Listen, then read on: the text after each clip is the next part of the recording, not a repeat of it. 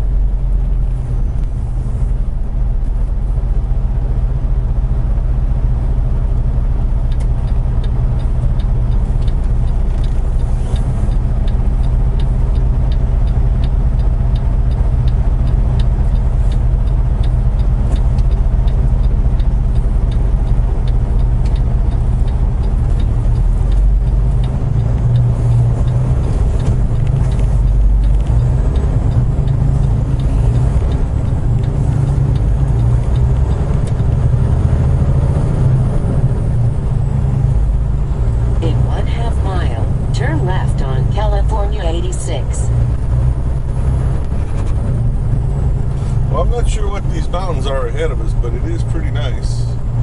Over here to the right is the 22 Spotlight Casino. Turn left on California 86. So, anyway.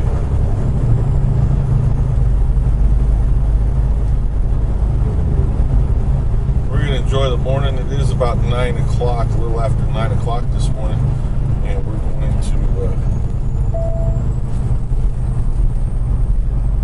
get to the shipper. I have heard that it's a first come, first serve shipper.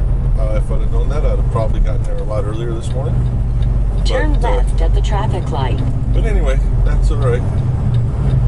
We'll try to get moving. Hopefully it won't take them too long to load me, and we'll get going. It's one of those things, especially when you're this early in your clock, you want one of two things. You either want them to load you quickly so that you can get running, or you want them to take some time so you can get an 8-2 split in, and then you get all that wait time back. But we got a few different things going on today that's going to be a new experience for me. This first time I picked up a load down here in Coachella, and we're headed to Chicago, as I mentioned. And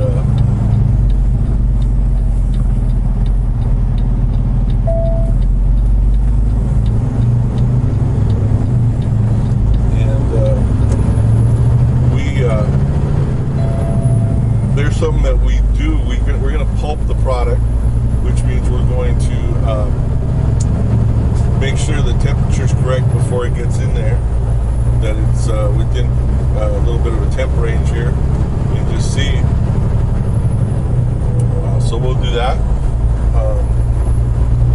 and if it's not, then we won't accept it. So it's important that it gets done right. So in 5 miles, we'll take also exit 16 on the right to Airport Boulevard. We're also going to make sure that we've got that we have our load lock set, and that everything is going to be good to go, so we can make this run. We do have the better part of 4 days to get there. It's the 20th. It is due. Early in the morning on the 24th, I believe. We'll double check here, but we'll be running hard to get it there.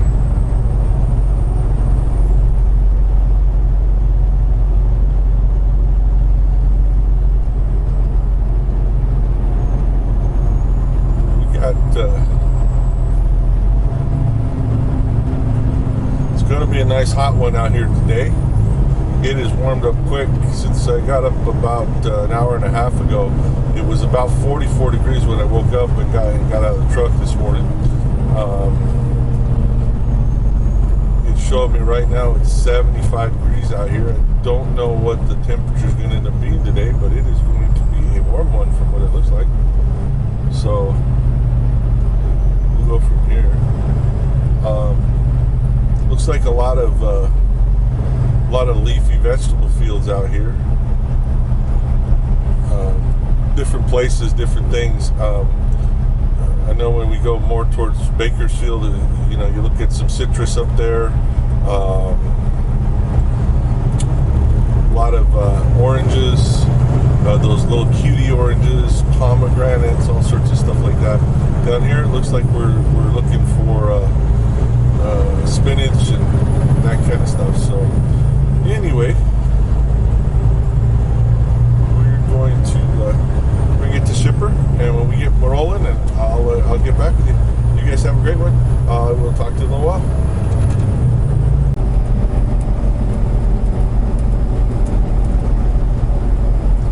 Hey everybody, welcome back.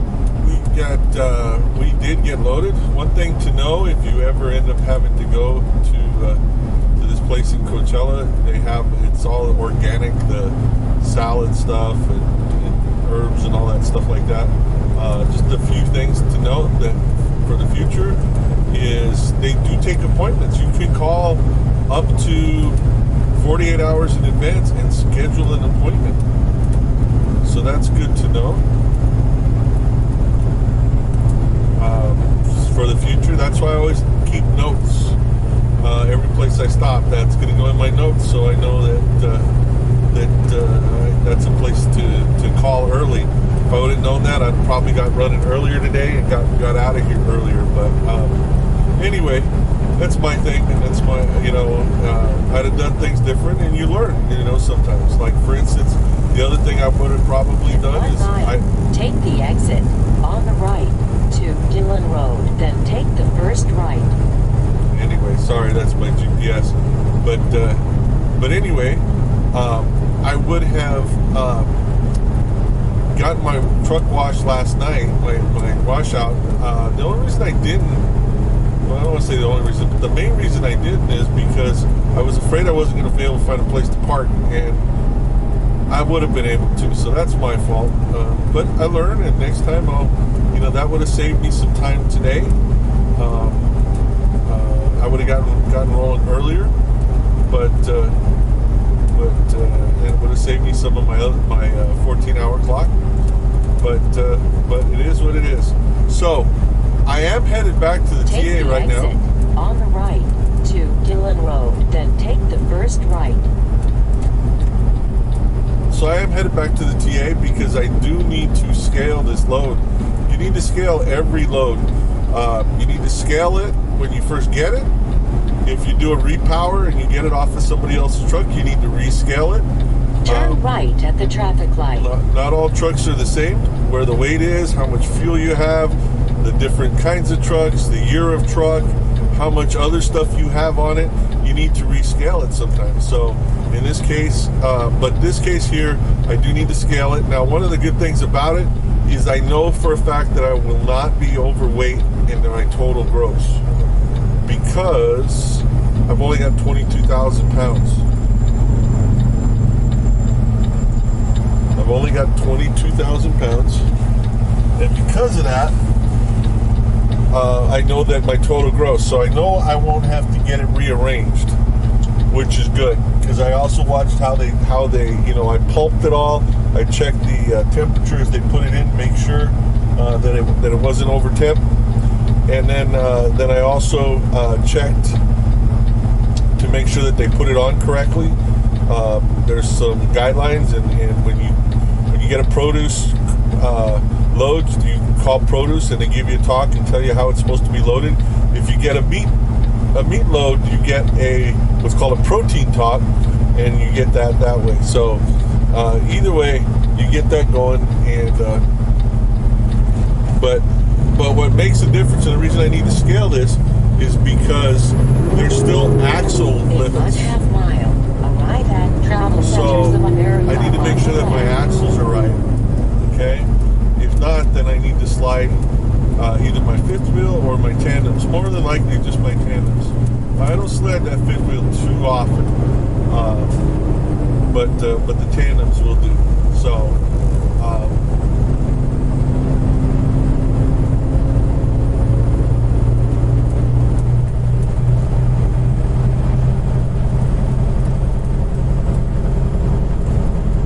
So they have a scale that's going to weigh. It's going to weigh my steer axle, my drive axles, and then the tandems. It'll measure all of those, and then we'll see from there what we need to do. If we need to do anything. In 400 feet. Right now. Arrive at Travel Centers of America on the left. Right now, I have my tandems all the way forward. So. Ideally, that it would stay there because it helps me get a little bit more. It'll help me be a little bit more maneuverable, especially when I get into Chicago. But we'll see from there what we need to do. So we're gonna. Not sure what this guy's scaling over here. Please drive to highlighted route.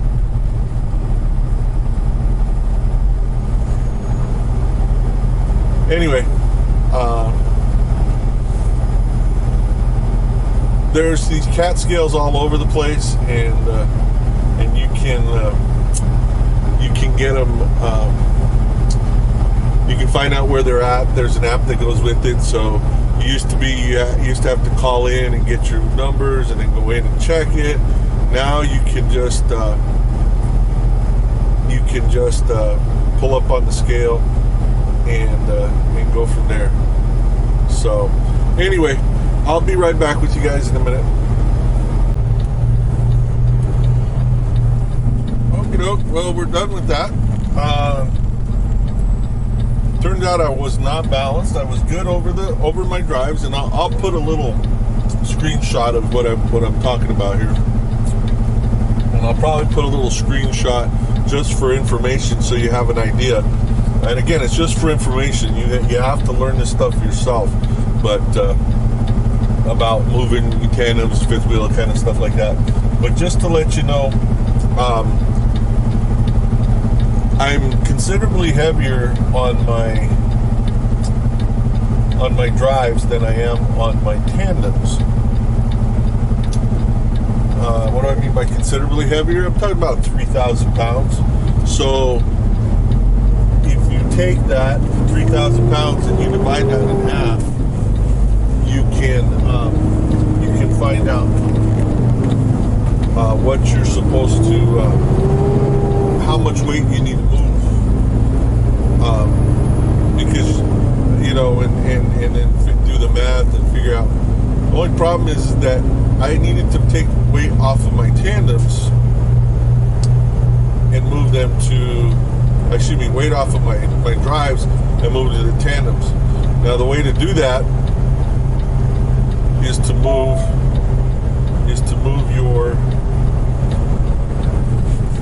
your tandems forward. Continue on ramp. And that'll take your tandems. If you still take weight off of your drive tires and put it back on your tandems. Well, you can do that unless you're all the way forward on your tandems as it is, which I am. So it's going to stay that way. What does that mean? Well, good part, like I said, this truck will be a little bit more maneuverable as I get into the cities. Bad part is going to be it is going to not get quite as good fuel mileage.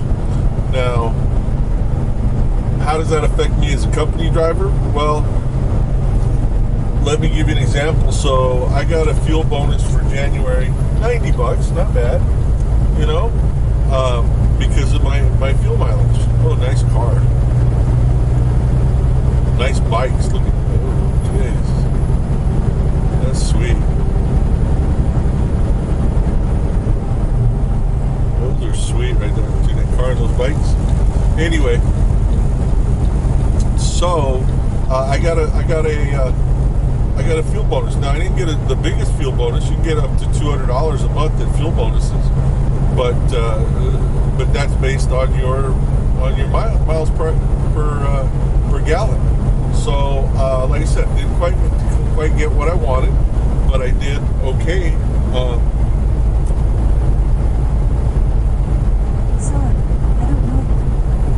So anyway, now if I was a Alliance driver, I'd definitely be more concerned because that's definitely hard money out of my pocket in playing.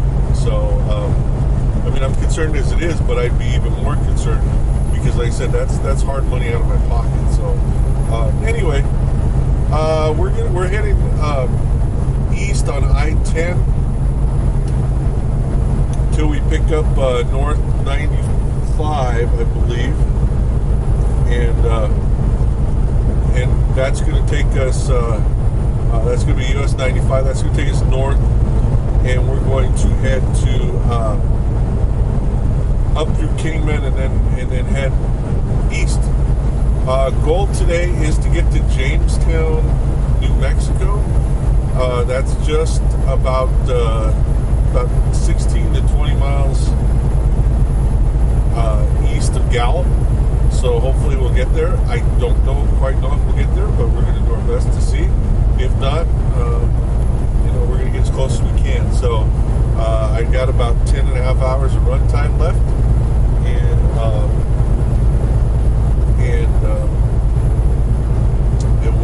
we'll check it out from there. All right.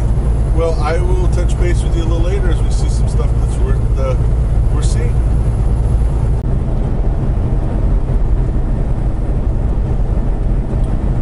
All right, real quick, just thought I'd share. This is a battle of the two GPSs that I have.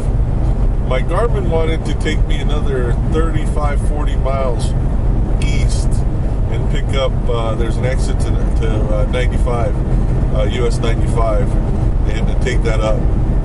And the distance from where I was at the time, if I did that, was 203 miles to Kingman. I think that's where I'm living. That's to Kingman. And my GPS that's in my Qualcomm wanted to turn me off here on California 177, which, as you can tell, I'm on California 177, and that dropped 30 miles off of my trip. So that's close to 40 minutes off my trip. So that comes in handy there.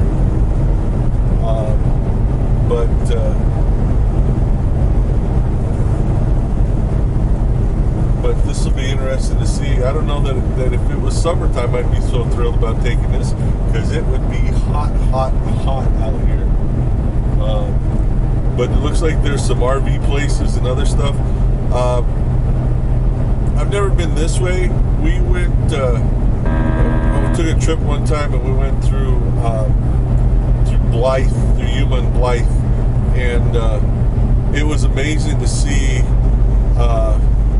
how many. There was some kind of thing going on where there were thousands of RVs. I think it was in Blythe, but anyway, we're gonna take this for a while and pick up US 95 still, but we're gonna pick it up farther up down the road instead of going just east and then heading north. We're heading sort of northeast to pick it up, and that'll cut some time off for us. So anyway, we'll talk to you in a little bit. Well, I decided I was going to record this because if you can see this road, this is going to be fun. It's reminds me of the road between Daggett and Barstow we used to drive. I don't know why they do this, but there's so many roads out here that just have these little rolling hills. It's like a rolling, like a roller coaster kind of thing. But like I said, I don't know why they do it, but you'll find all of these like it. A lot of these desert roads are like this, just rolling up and down.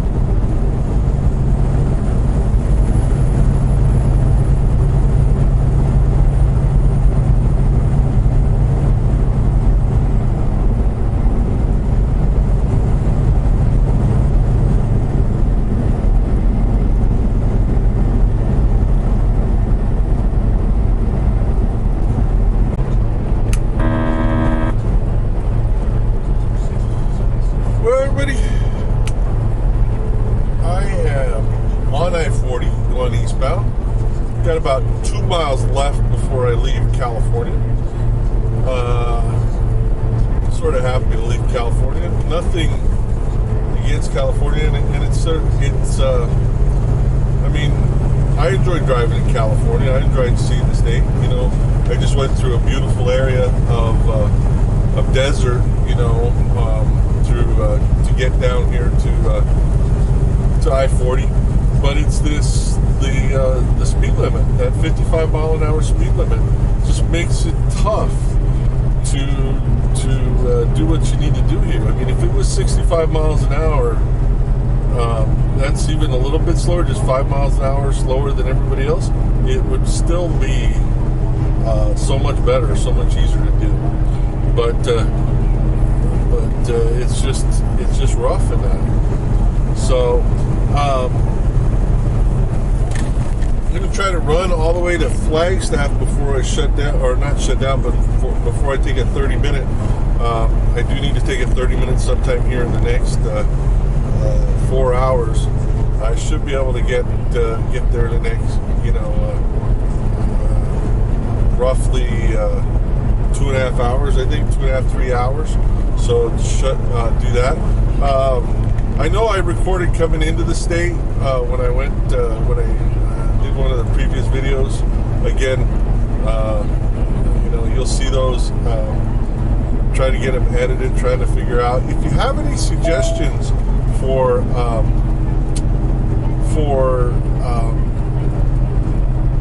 software, editing software, or whatever that you like, that's reasonably priced, not a couple $100 or whatever, leave me a comment, please. I'd appreciate that. But anyway, we're going to go over the bridge here, and we're going to leave Colorado behind. California behind, excuse me. Just a reminder, I mentioned to you guys, this Golden Shore is open. If you're driving a car, great place to pull off. There are a couple of places with some good food and able to see the river up close, and some good knick-knack stuff like that. Just neat places. So here we go. This is you can see the train to the left there, I think, going over the Colorado River. I don't know if you can see the river to your right, but that's right there, and we are in Arizona. So welcome to Arizona. We'll touch base a little bit later. Got a few things. You're gonna make this run up the hill. That's the tough part, going up from Kingman to Flagstaff. We're going to go up quite a bit here in the next couple hours, so we'll see how that goes. Luckily, we're a little bit on the light side in this load. 22,000 pounds, about 55,000 pounds. So that's gonna be a little bit light load getting up there. So you're carrying a lot of lettuce and spinach and stuff like that. It makes it a little bit easier to get up there. So anyway, we will talk to you in a little bit. Hey everybody, it's the end of the day. I am actually driving through Gallup, New Mexico, through my hometown, but I'm not stopping here for the night. I have to, I got about 30 miles past Gallup, no, not quite that, about 20 miles past Gallup. We're going to stop at Jamestown, at the Flying J over there. It's my fuel stop, and also it's where I trip planned to stop for the night. That's what I'm going to do. Get some rest, and hit it again tomorrow. So it's been a very interesting day. Waking up in Coachella near Palm Springs, California. By about 8:30 it was 75 degrees out. It was going to get warmer. Over here right now it's about 37 degrees and it's going to get colder. So but it's been a nice drive. The loading went pretty uneventfully, and they were really good, and I learned some stuff about that shipper for next time, and it should be it'll come in handy. Making those notes about it. So that's it. I hope you guys had a good day. The weekend's going to be here, and I hope you guys have some good plans for the weekend. Something safe, something fun. But anyway, I'm sure we're going to film some over the next few days. We're going to go a couple different routes that we haven't gone before, so that should be fun. We're going into a part of Chicago we haven't been to before. That should be fun as well. So anyway, I hope you guys had a great day. I hope you enjoyed the video. Make sure you subscribe. If you have any comments, let me know. That would be great, and we'll see from there. So, you guys, this is Rick, also known as Duke City Devil Dog. I am in Gallup, New Mexico, on my way to Jamestown, New Mexico, and I'm driving for Stevens Transport. I'm psyched. You guys, I hope you have a great one. I will talk to you tomorrow.